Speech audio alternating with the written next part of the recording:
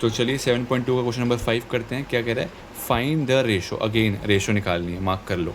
Find the ratio in which the line segment joining this and this point, line segment कैसे बन रही है? इन दोनों को ज्वाइन करके बन रही है। लाइन सेगमेंट कैसे बन रही है? इन दोनों पॉइंट्स को ज्वाइन करके बन रही है। मान लो ये ए पॉइंट है, ये बी पॉइंट है, ठीक है। इसके कोऑर्डिनेट्स क्या है? 1, -5 और इसके कोऑर्डिनेट्स क्या है? -4, 5। Line segment joining this points. अब ये एक लाइन सेगमेंट बना दिया आपने, मस्त सी।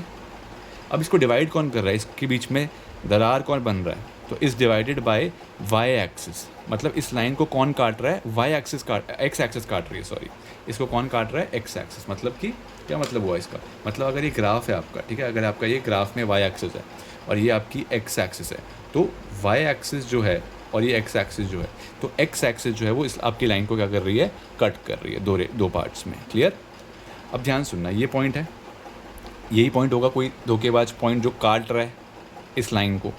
अब जब भी आपको पता है कोई भी पॉइंट एक्स एक्सिस पे लाई करता है, जब भी कोई पॉइंट, याद रख लो इस बात को, पहले भी बता रखिए, जब भी कोई पॉइंट एक्स एक्सिस पे लाई करता है उसके कोऑर्डिनेट्स क्या होते हैं?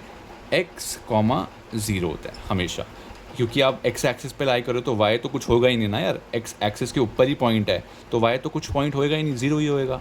तो यानी कि इसके कोऑर्डिनेट्स क्या हैं? x, 0। और मैंने आपको ये बात भी बता रखी, जब भी रेशो नहीं गिवन होती तो आपको क्या माननी पड़ती है? क्या माननी पड़ती है? बोलो, k/1। ठीक है, तो आप k/1 मान लोगे। तो आप लिखेंगे let the ratio B k/1। अब ध्यान सुनना बेटा मेरी बात। अब अगर आप x वाला फॉर्मूला लगाओगे, x = x2 m1 plus x1 m2 upon में m1 प्लस m2। अब ध्यान से सुनो, देखो, क्या आपको x की वैल्यू गिवन है? नहीं, x की वैल्यू, जो x तो होता है ना, जो सेंटर में पॉइंट होता है, जो बीच में पॉइंट होता है, सेंटर नहीं सॉरी, जो बीच में कट कर रहा होता है पॉइंट, तो वो तो आपको गिवन नहीं है। मैं यहाँ पे काटा मार देता हूँ। x2 गिवन है, हाँ, अगर इसको x1 मान रहे हो तो ये x2 हो जाएगा, हाँ ये गिवन है। m1 गिवन है ना? m1 भी नहीं गिवन। अब यहीं रुक जाओ। अब देखो, इस पूरे एक फॉर्मूले में दो वैल्यू नहीं गिवन। जब दो वैल्यू नहीं गिवन तो आप क्या सॉल्व कर सकते हो इसको? खुद सोचो, एक इक्वेशन से दो अननोन वेरिएबल सॉल्व हो सकते हैं? तो आंसर है नहीं हो सकते हैं। तो दैट्स वाई आप क्या लगाओगे? डायरेक्टली दिमाग लगा के y का फॉर्मूला लगा दोगे। ठीक है, आप कौन सा फॉर्मूला लगा दोगे? डायरेक्टली y का। कैसे? वो भी आपको समझ आ जाएगा। जब यहाँ तक आ गए तो आगे भी आ जाएगा, और क्या। अब देखो, y कौन सा होता है? जो भी लाइन होती है उसको जो कट कर रहा होता है पॉइंट, उसका पॉइंट को बोलते हैं y। तो y गिवन है, y2 हाँ बाद वाला पॉइंट 5 गिवन है, y1 हाँ y1 -5 गिवन है, m1 नहीं गिरा हुआ, काटा मार दो, m2 हाँ m2 तो 1 है, m1 वही एक ही बात है, m1 एक ही अननोन है ना, m1 वेरिएबल, और सब कुछ दिया हुआ है। यहाँ तो दो अननोन थे, x और m1, यहाँ तो m1 ही अननोन है, तो यानी कि यहाँ काम बन जाएगा अपना। y की वैल्यू क्या डालोगे? 0, y2 मतलब बाद वाले को मान लोगे इसको, तो ये लिखा मैंने 5, m1 को क्या लेना है? k, प्लस y1 को क्या लेना है आपने? -5, और m2 को क्या लेना है आपने? 1 अपॉन में m1 प्लस m2 यानी कि k+1। अभी k जब जाएगा 0 से मल्टीप्लाई करने, मिलने जाएगा इससे, तो क्या होगा? इसका खात्मा हो जाएगा इसका। क्यों? k+1 इंटू 0 करोगे तो 0 ही आएगा आंसर। तो 0 = 5k - 5। ये 5k अगर उधर लेके जाओगे तो क्या आएगा? माइनस का 5k आ जाएगा, = -5।